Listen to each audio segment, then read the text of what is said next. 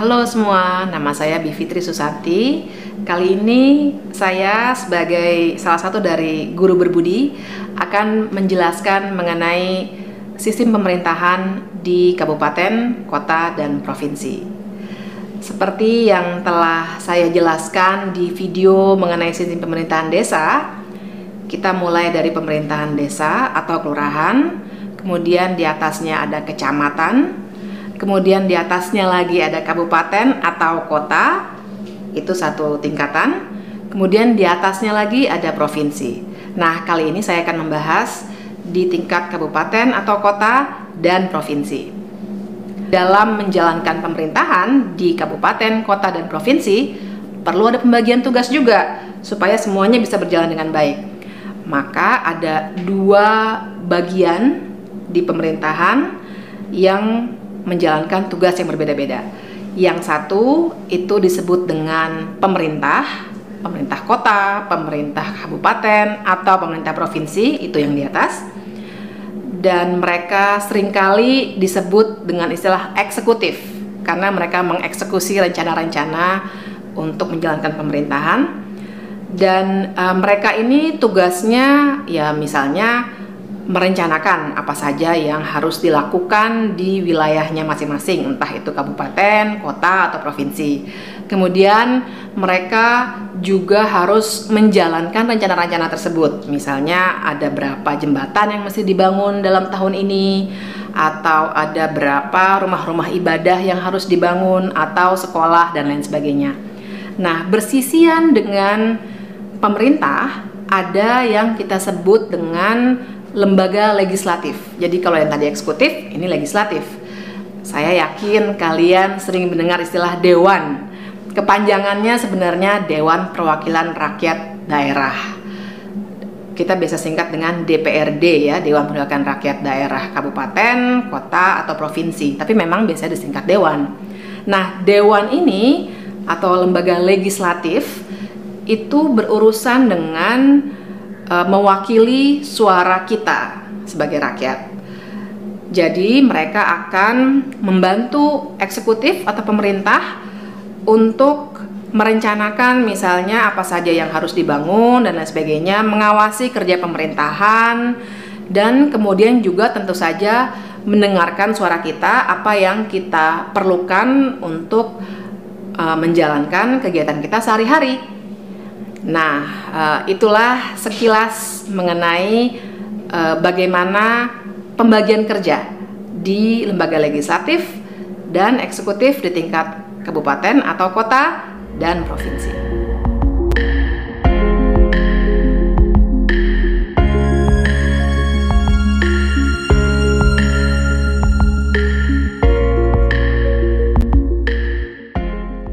Indonesia adalah sebuah negara yang luas dengan jumlah penduduk lebih dari 200 juta orang. Untuk menjaga kesejahteraan penduduk, diperlukan adanya wakil dari masyarakat yang diberi wewenang dan kekuasaan untuk mengatur masyarakat agar berperilaku sesuai norma yang berlaku. Setuju, Danang. Nah, keseluruhan aturan dan norma yang berkaitan dengan kekuasaan itu dinamakan lembaga politik. Lembaga politik berkaitan dengan masalah-masalah bentuk negara, bentuk pemerintahan, bentuk kekuasaan, dan sistemnya. Yuk kita lihat bersama apa aja sih lembaga politik yang ada di Indonesia. Pertama ada MPR nih. Wahai Lula, apakah benar MPR adalah singkatan dari Majelis Permusyawaratan Rakyat yang anggotanya terdiri dari anggota DPR dan DPD ya? Bener, Danang. Anggota DPR dan DPD tersebut dipilih melalui pemilihan umum. Tugas dan kewenangan MPR adalah 1. Mengubah dan menetapkan Undang-Undang Dasar. 2. Melantik presiden dan wakil presiden. 3. Memberhentikan presiden dan atau wakil presiden dalam masa jabatannya menurut Undang-Undang Dasar. Bagaimana dengan DPR atau Dewan Perwakilan Rakyat, Lula? DPR adalah lembaga negara yang anggotanya dipilih secara langsung oleh rakyat melalui pemilihan umum, Danang. Lembaga ini ada di tingkat pusat dan di tingkat daerah. Di tingkat pusat disebut DPR RI, sedangkan di tingkat daerah disebut DPRD atau Dewan Perwakilan Rakyat Daerah. Aku tahu apa saja fungsi DPR. Kemarin aku baru baca di buku. Hehehehe. Wah, apa aja tuh, Danang? Yang pertama, fungsi legislasi, yaitu membuat undang-undang. Yang kedua, fungsi anggaran, yaitu menyusun dan menetapkan rancangan anggaran pendapatan dan belanja negara. Yang ketiga, fungsi pengawasan, yaitu mengawasi jalannya pemerintahan. DPR juga punya beberapa hak nih, Danang. Yang pertama, hak interpelasi, yaitu hak DPR untuk meminta keterangan kepada pemerintah mengenai kebijakan pemerintah yang penting dan strategis, serta berdampak luas pada kehidupan bermasyarakat, berbangsa, dan bernegara. Yang kedua, hak angket, yaitu hak DPR untuk melakukan penyelidikan terhadap pelaksanaan suatu undang-undang atau kebijakan pemerintah yang berkaitan dengan hal penting, strategis, dan berdampak luas pada kehidupan bermasyarakat, berbangsa, dan bernegara yang diduga bertentangan dengan peraturan perundang-undangan. Aku tahu yang ketiga, yaitu hak menyatakan pendapat.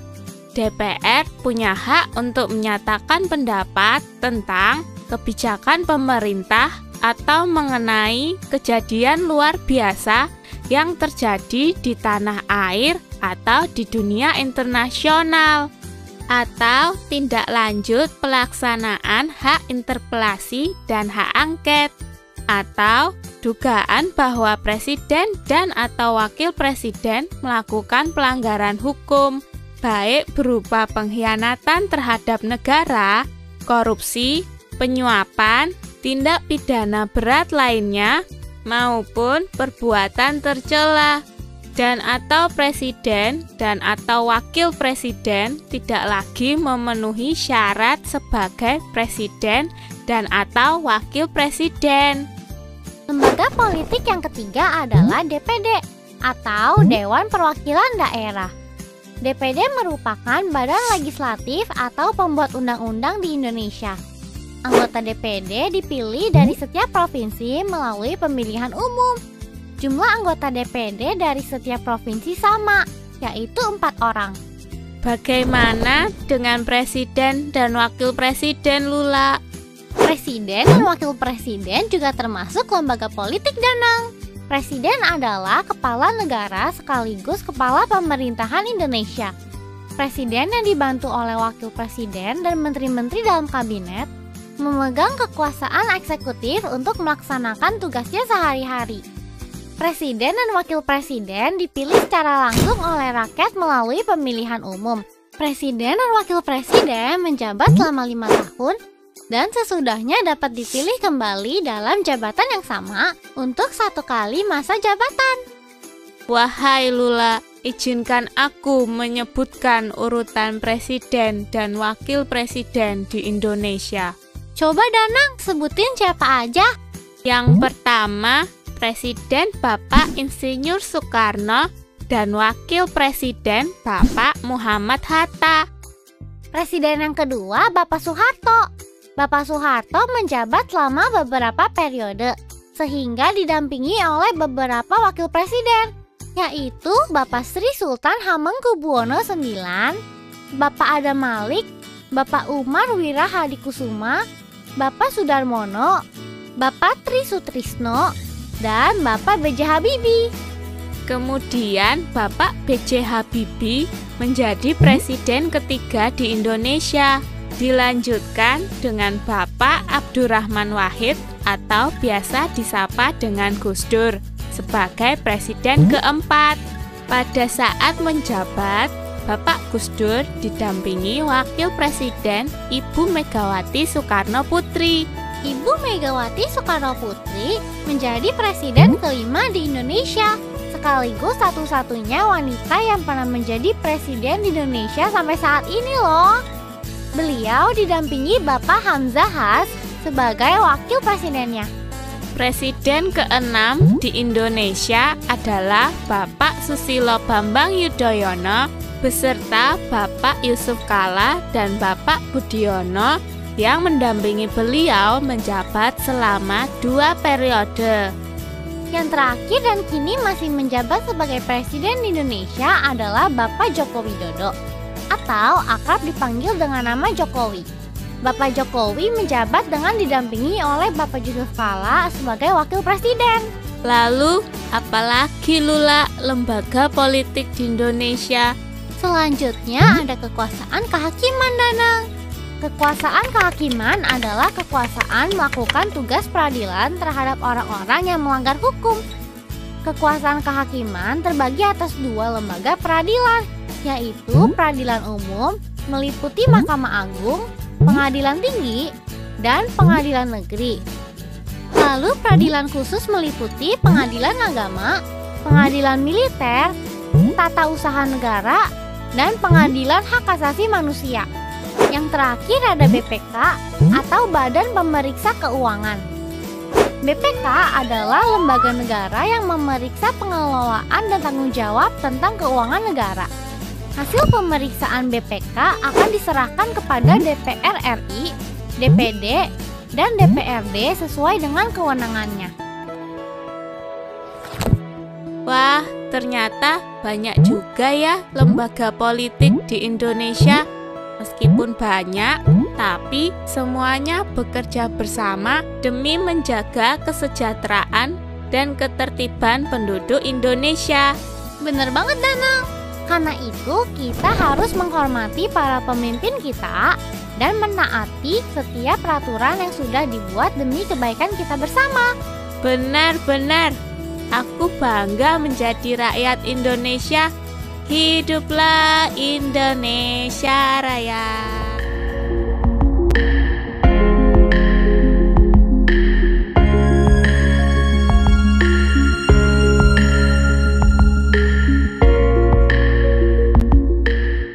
Halo teman-teman, tahukah kamu bahwa setiap negara memiliki lambang negara yang bentuknya berbeda-beda? Lambang negara menggambarkan kedaulatan, kepribadian, dan identitas nasional dari suatu negara. Kali ini, kita akan belajar mengenai lambang negara Indonesia, yaitu Garuda Pancasila. Pancasila itu dari bahasa apa sih? Pancasila itu asalnya dari bahasa Sanskerta, Bol. Panca berarti 5, dan sila berarti dasar. Jadi, Pancasila berarti 5 dasar yang merupakan landasan dari negara Indonesia. Kalau salah satu sila itu dihapus atau hilang, maka bukan Pancasila namanya. Oh, begitu ya? Lalu kenapa Pancasila harus dilambangkan dengan burung Garuda ya, Pipo? Iya, karena burung Garuda melambangkan negara Indonesia yang besar dan kuat. Selain itu, warna emas pada burung Garuda juga melambangkan kemegahan dan kejayaan. Jadi, warnanya tidak bisa kita ubah sembarangan, Bol. Oh iya, lambang burung Garuda juga memiliki makna lain loh. Wah, apa itu?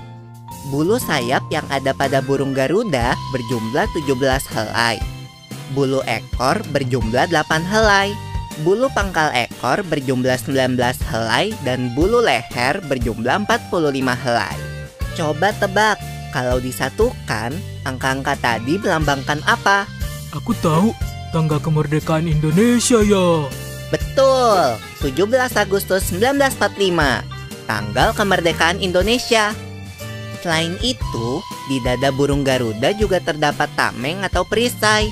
Pada perisai itu terdapat gambar bintang segi 5, rantai emas, pohon beringin, kepala banteng, juga padi dan kapas. Wah, gambar-gambar itu pasti simbol dari kelima sila Pancasila ya, Pipo. Betul, Bol.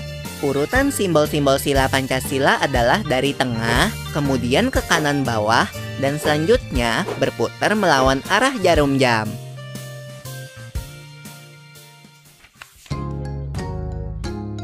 Kalau tulisan Bhinneka Tunggal Ika yang ada di bawah itu Artinya apa ya, Pipo?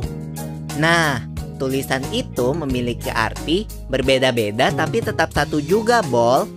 Bhinneka Tunggal Ika ini merupakan semboyan bangsa Indonesia yang menggambarkan persatuan dan kesatuan bangsa Indonesia yang terdiri dari berbagai suku, budaya, dan agama. Tulisan itu diambil dari kitab Sutasoma karya Empu Tantular, yaitu seorang pujangga dari kerajaan Majapahit pada abad ke-14. Nah, di Pancasila ini ada ajaran-ajaran yang dapat dijadikan pedoman berperilaku dalam kehidupan sehari-hari, Bol. Perkenalkan Garuda Pancasila. Sang Garuda Gagah lambang pemersatu negara Indonesia. Namun siapakah sosok Garuda sebenarnya? Benarkah burung Garuda memang benar-benar ada? Di seluruh dunia ternyata ada 2 negara yang menjadikan Garuda sebagai lambang negara. Tapi kalau dibandingkan, Garuda milik Indonesia memang lebih terasa burung banget. Mungkin inilah yang sering bikin kita penasaran. Jangan-jangan Garuda ini memang sejenis burung. Tapi coba kita lihat dulu Garuda Pancasila mula-mula yang dirancang oleh Sultan Hamid II. Masihkah terasa burung banget? Kalau kita lacak sejarahnya, sosok Garuda Pancasila bisa jadi memang terinspirasi dari Garuda, hewan mitos tunggangan Dewa Wisnu. Garuda adalah makhluk setengah burung, setengah manusia yang pemberani. Dan karena Wisnu adalah dewa pemelihara, sejak dulu Garuda juga dianggap sebagai lambang kemakmuran. Jadi sebelum Indonesia sebetulnya ada yang jauh lebih dulu memakai Garuda sebagai lambang, yaitu Raja Airlangga dari Kerajaan Kahuripan. Karena lahir dari mitologi dan cerita rakyat, si Garuda mungkin cuma bisa kita temui di candi-candi, pasar seni, dan juga internet. Tapi rupanya Indonesia punya satwa khas yang sangat mirip dengan Garuda. Siapa dia? Beri salam pada elang Jawa.